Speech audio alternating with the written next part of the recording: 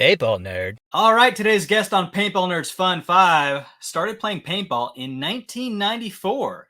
He began his pro career in 2005 with the Bushwackers. He moved to Excessive in 2006. He's the founder of Sunday Paintball. Ladies and gentlemen, welcome to the show, Brandon Prideaux. Man, you're good at that. I'm hyped now. Yeah, man. Where's I'm my hyped. music? I'm hyped you're on here. Happy to be here, man. Been Yeah. talking about it for a minute. So, we go back to SC Village days. Yeah, we do. And I feel like I know you a lot better than I did in those days. Yeah, I mean, there's a lot of people that I feel like in my life, I played the same field as them for years, didn't get to know them. And in my later years, you, Roy, a bunch of people that now I've started to get to know better, but we were around each other every weekend and never got to know each other. So that is weird. It's a weird turn of events. You know what I think it is the Southern California scene during that time was so big, right? That So big. like it was hard. It was like a huge circle. Like it was gigantic. So it was hard to know everyone. But you Right. knew everyone. Yeah. But knowing them on a personal level was, I think, something different. Yeah, and everyone was in their own grind, I think. Yeah. And so everyone, I feel like the sport has changed a little bit. It used to be everyone had to be cooler than the next guy, and you didn't give the time of day if it wasn't going to help you get to the next level. And now it's changed. Like there's a lot more love in paintball, I feel, and Totally. camaraderie. And then also as we get older, our egos change a lot too. Yeah. But that's kind of what I remember is just like they're just working to get to that next level. Yeah. You know what's also changed is a lot of like the rivalries and stuff like that. So it's not just Southern California, but like, there's like big rivalries in paintball, like the All A's and everyone else. Like, Yeah. but there's guys that were huge rivals of the All A's, and they play 10-man with them now. Like guys Yep. like Weasel and there's others too, Poopy, and they play together, and that's I think you're right. I think it has something to do with dropping the ego, and now paintball is more about fun. And I think everyone's kind of realizing that we're all in the same swimming pool, Yeah. Well, and I think we've all kind of realized like it's not going to be the mainstream sport that we all hoped it would be, and we were at risk of losing it altogether for a couple of years. So now that it's back, I think everyone, and that we'll get into Sunday Paintball and what you're doing, and there's a lot of people, Marcelo and Tyler, there's a lot of people that are doing things to keep the sport productive and loving and keep it alive. And I don't think we had a lot of that back because there was no risk of losing it. It was on a trajectory to the moon, and then it got kind of weird for a couple of years. Yeah. Gosh, what happened? Man, I don't know. Paintball had like it felt like paintball really had like a big chance for a little bit, and now it kind of just feels like it's kind of coming back, but we're doing as far as like the format and stuff like that, it's kind of like that format that we're playing at X-Ball was meant for TV and designed for TV, and I think it's Go Sports does a great job with the broadcast. But something does need to change, I feel. Yeah. I mean, we could argue this all day. Does it? Or is it just good the way it is? I don't know, man. And I mean, we were both at World Cup this year and we hung out a lot. And that was the biggest I've ever seen World Cup, I think. And so it's organically doing what it needs to do. Now, I mean, do we have angel parties and the NXL or what was the company that made the packs that had some great VIP parties at NXE? NXE. I met Lincoln Park in a VIP party at Huntington Beach. I mean, that's how big paintball was at that time. But I think it's coming back organically, and I think it's where it needs to be. You've got Yeah. all formats for every single person. If you want to play paintball, there is a format for you. That's exciting. Totally. That wasn't the Yeah. way it was back in the day. You had to play the format of the day. I went to World Cup, didn't even play X Ball, and I still play X Ball, but I played 10-man. And it was just a fun day. So there's just there's enough paintball to go around now, and I think it's in a good spot. Yeah. Well, Brandon, you've been playing professionally. You started in 2005, and it blows my mind how long ago that was. Time just really flies by. But over these years, you've had a lot of memories. I mean, you've played with some of the greats. So is there a memory that really stands out for you in paintball? Yeah, I mean, you already prepped me with this question, and I have like 10,000 running through my. Um, well, okay, can I do two? Because I You can do remember as many as you like, dude. There's no Instagram. rules. There's no rules. Instagram reminded me of one this morning that is wild, and a lot of people watching this will remember. But I do. So good playing. I remember Bushwackers, semi-pro, 7-man, Huntington Beach. We were having a year, and we were in contention. What year was this? This was 2005. Okay. Huntington Beach, first year with Bushwackers at semi-pro. We were actually trying in 7-man, semi-pro, pro in X Ball. We were trying to win a pro spot. Those were the days where if the top two semi-pro team would win an MPPL pro spot, the bottom two would get relegated. And so we were on a tear that year, the Bushwackers semi-pro MPPL. And I remember a really important game against Strange, who was a powerhouse back then. I made a good move out to the snake, ended up snapping my snake eye and then moving down. Long story short, I ended up shooting all seven of the Strange guys myself, and my teammates on the sideline got it on film. So I have it. I have a VHS copy. I don't know where I would actually play it and show my kids it, but I do remember, and that was the event where I walked off, and Neil Eberly was like, "We want to talk to you one day." Right. And so that was it was cool. So I remember that from a playing standpoint. It's just made a couple good moves, ran all the way down to the end, ended up shooting 7 of 7 Strange guys and waving off my team.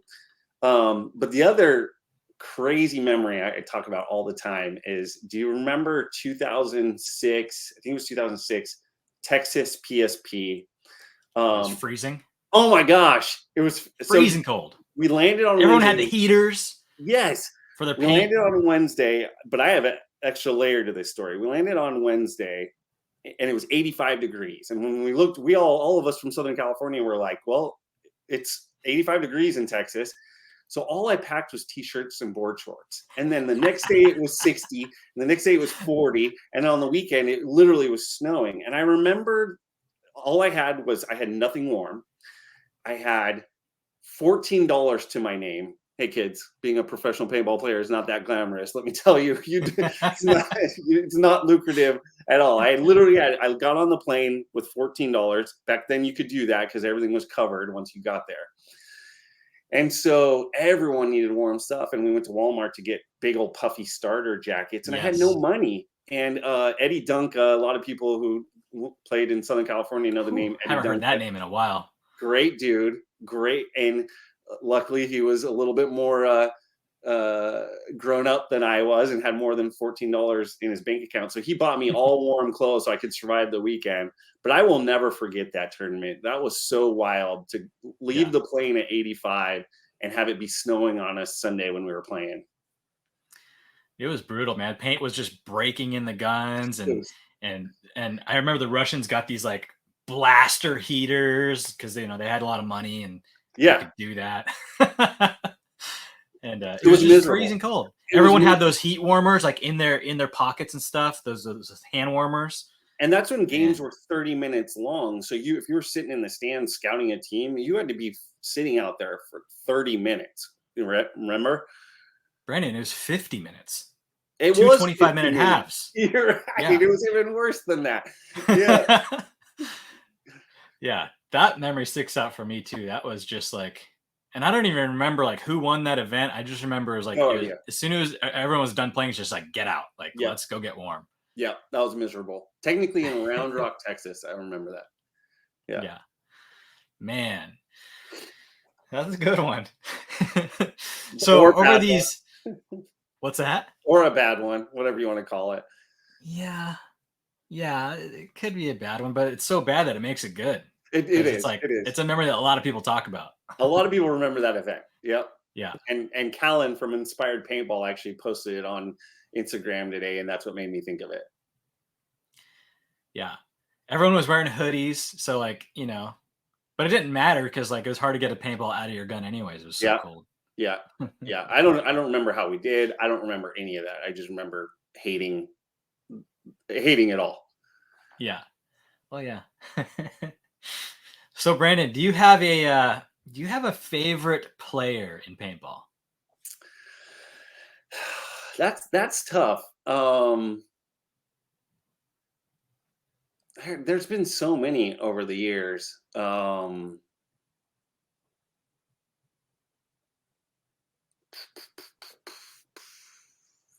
You can choose a couple. Yeah, there was, I got to play side by side with, and this is why paintball is such a great sport. It's just blessed me so much. But I got to play side by side with just so many great people and great players. We'll start with Thomas, still doing it to this day. Super gracious. Will still teach you everything that you want to know, and he would back then. And still playing top level. And him and I would, go out in Modesto. He'd text me on a Wednesday, be like, drills Thursday, Friday. And so then of course, I was bartender making no money anyway. So I was like, yeah, let's just go play. I think so. Thomas has to be up there. I think Neil Yeah. Eberle is one of the most under talked about players ever for consistency. I loved playing with Agreed. him. He got out, he would get out to the corner, and you just couldn't dig him out. He was just going to be there until the end of the game, and he was going to figure out how to close out the game. So I think I loved playing with Neil. Um, Rich, super solid every time. Rich is the type of guy that could teach you a lesson on the field. I remember one time I got out to the corner and he was in back center and he's like, Brandon, how many are left down there? Have you seen any people walk off? And I'm like, I don't know. He's like, well, how many are on your side? And I'm like, I don't know. I can't see anything. And he literally stops shooting, settles in the bunker, looks at me and goes, well, don't you think that's probably something you should figure out? And we're in the middle of a game. A real game. And you're like, yeah, it is probably something I should figure out. That's a really important piece of information. So I love those experiences. But those are three that come to my mind. A lot of people don't know Cass Arno. Cass was on our energy line, and he was just a ridiculously good player and really nice guy to be around, and soft spoken but super fun. That's all, but I could go through a whole Bushwhacker crew as well. There's too many good people in this sport, both on and off the field. So let me ask you this then. Who is the greatest of all time?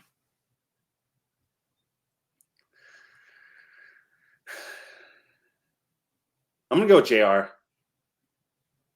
I just Good am. choice. I just Yeah. am.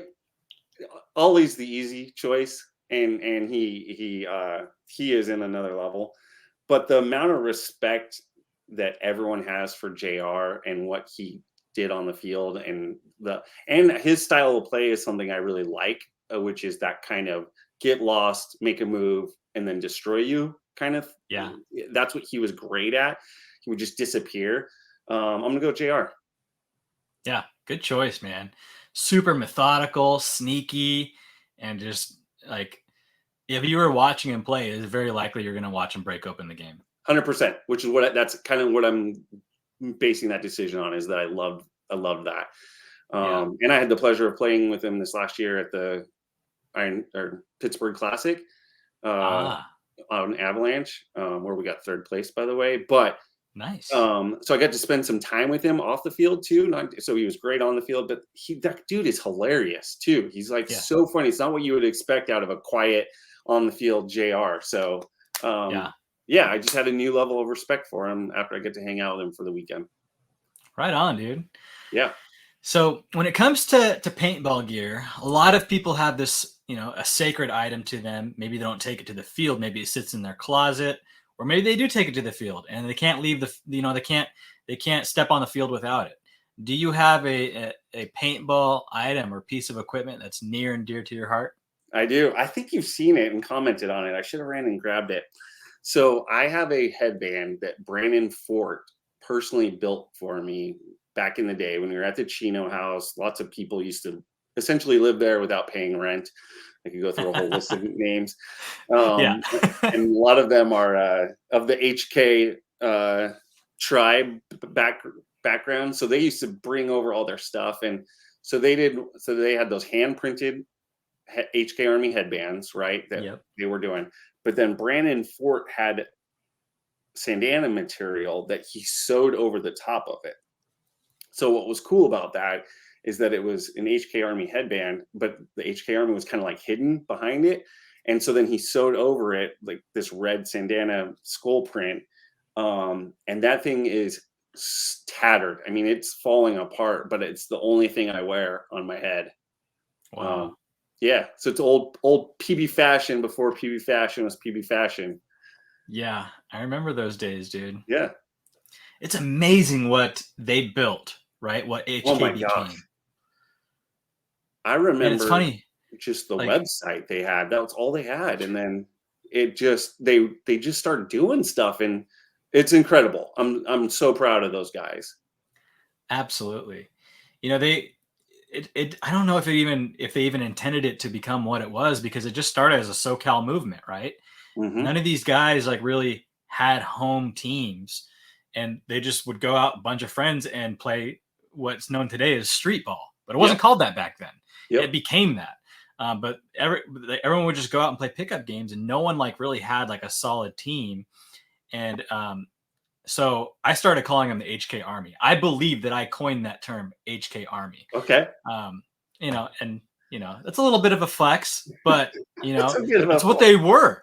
That's yeah. what they were, dude. They They were. came out to SC Village, and there's like an army of people, and none of them had like, some of them had like a solid team that they played on, but for the most part, they would just play pickup games, and that style, right? That it created a movement. It's like, man, this is like a bunch of dudes out here having fun, and it created like this culture that people wanted to be a part of. And I think because it created that culture, it created the foundation for the brand that we know and love today.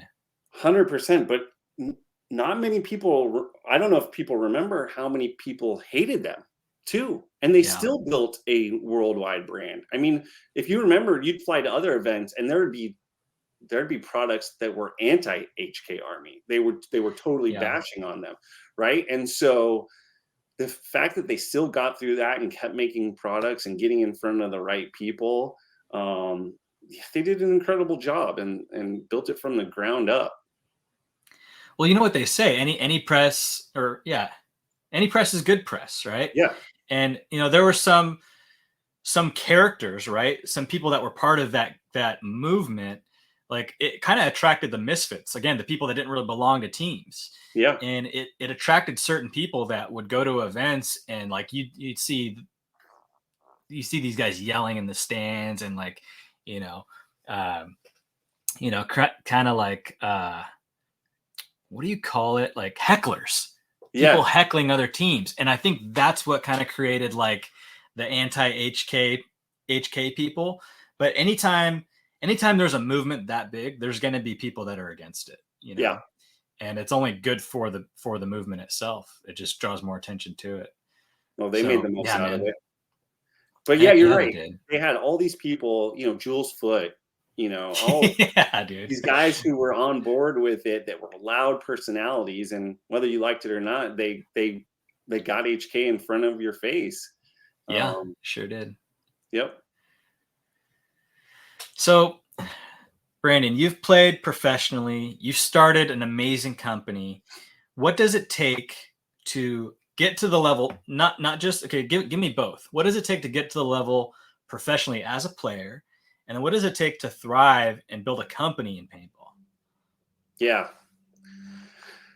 I think they're very much one and the same. The answer, everyone, of course, you have to put in the work.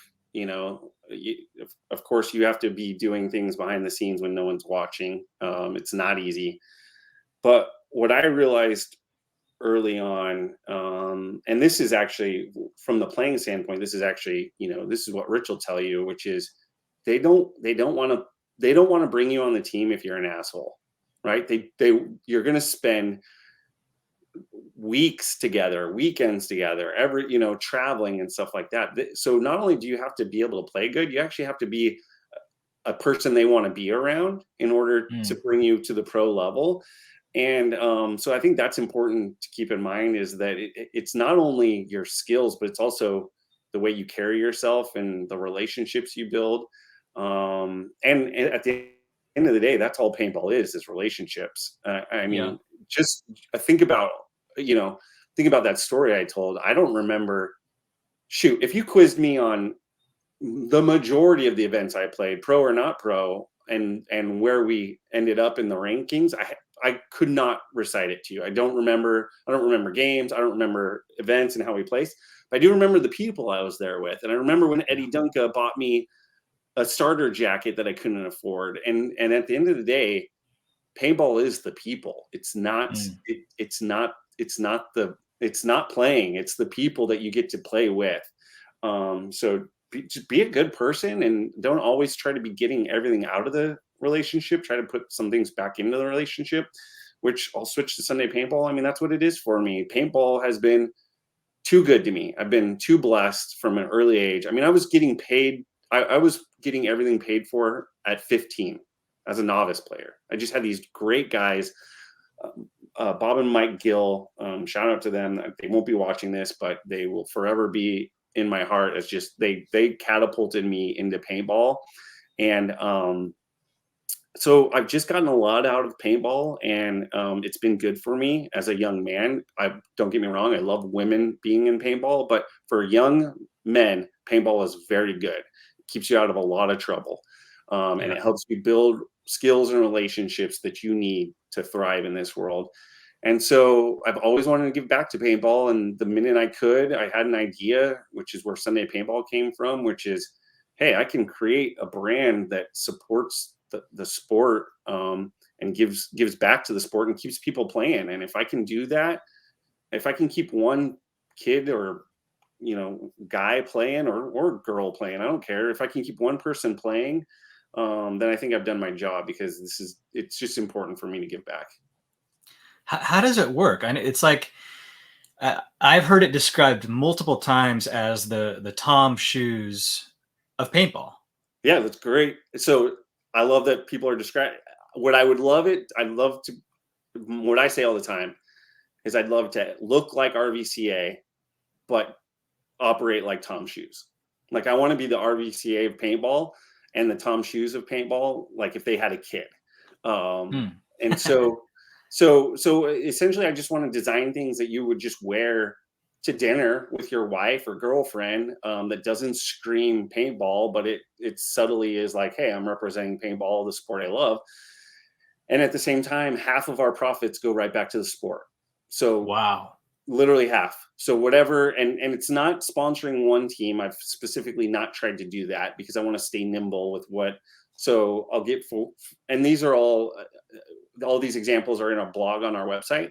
Whenever we do something, we let people know so that they know that their dollars are going to where we say they're going. But there was a group of guys in the interior of Alaska trying to just buy a bunker set. Their bunkers were falling apart. They're still. Do you guys? Everyone remembers when we used to go get our scuba tanks filled up, and then we'd go play in the woods and play for half a day on scuba tanks. That's how they're playing right now. So they're essentially playing like it's 1997, and so they put up a GoFundMe account, and so Sunday Paintball sent $500 to the GoFundMe account. because that's something we think is important, which is, hey, let's get these guys playing, right? These guys are in Alaska. They don't have the ability to drive to SC Village or Hollywood Sports or whatever.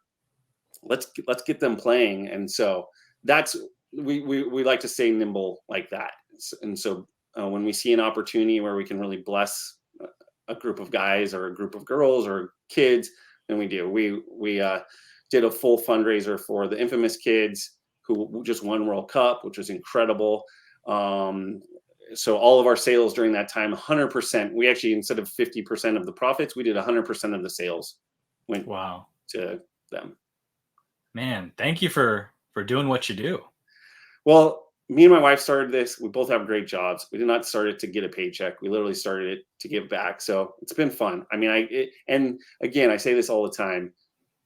I did this to give back and give some blessings back. And then the sport continues to bless me with support, and people love the brand and they keep buying stuff. And I'm like, gosh, you guys are still too good to me. This sport's still too good to me. You know, I don't think anyone's capable of giving on that level unless they are thankful themselves and they have a heart of gratitude. So, Brandon, what are you most thankful for that paintball has given you? Yeah, it's got to be some of my best friends, you know, and just friends in the sport. And just, I mean, it's the people. I'm so thankful for the people that make up paintball.